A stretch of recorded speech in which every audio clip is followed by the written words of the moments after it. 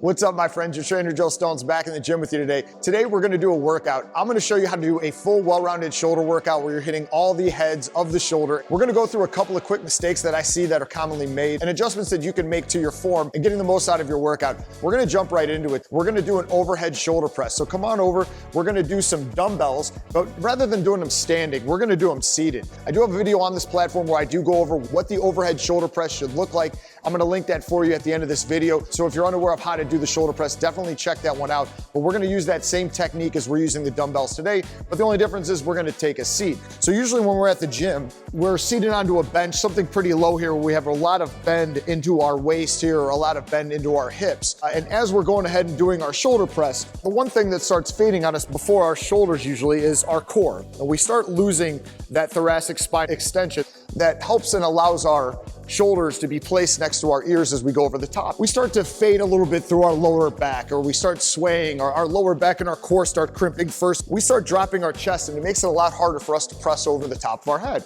And that leads to some injuries and impingements into our shoulders, and it can even hurt your lower back as you're doing so. So one thing that we found that works that'll help change this, rather than sitting so low, find a bit of a higher box. So we're gonna come over here and sit up a little bit higher onto a higher box. And I would like you to sit with still your feet nice and planted like you're in a bar stool. What this is gonna do is help you keep your hips underneath you and your glutes engaged and locked underneath. So this way, as we're going into our overhead shoulder press, as you start fatiguing, we're gonna be able to keep that thoracic spine up, that middle part of our spine up as we're pressing.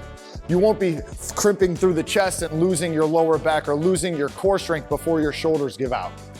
Okay, next we're gonna move on to a lateral raise. Usually when we do a lateral raise with the dumbbells, we're standing up nice and tall. And this is a great way to do your lateral raises. There's nothing wrong with these, but there is a way that we can kind of advance this forward and maybe get a little bit more out of those shoulders. And what we wanna do is we wanna create a bit of a deficit. So if you notice when you're doing those lateral raises and you're reaching out to the side, you're starting here right next to your thigh or your hip, and you're reaching up about shoulder level, and it's a great range of motion. There's nothing wrong with it, but this is something I see in the gym all the time. And we're getting a little bit higher than our shoulder. We start to shrug and we start to add a bit of our upper traps to the mix, which is something we really don't want to do when we're doing the lateral raise, because we want to focus more on just doing the side of the deltoid. Rather than adding that extra couple inches up at the top, we're going to create a deficit, grabbing a pillar or a post, adding a bit of lean to our body. The dumbbell is still hanging straight down, but we can create those extra couple of inches of range of motion by bringing our hand right to our hip.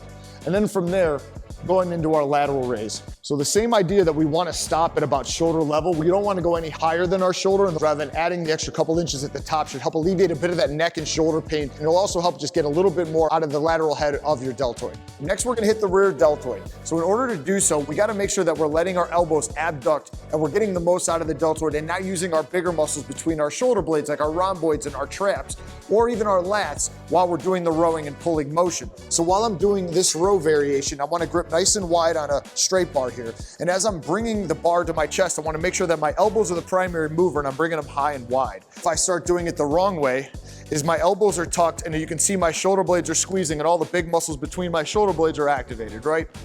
So what way we want to do this is we want the elbows to flare out higher. And if you notice the back of my shoulder, that muscle is popping out a lot more, isn't it? And we're letting the elbow come out high and wide as we squeeze through the rear delt.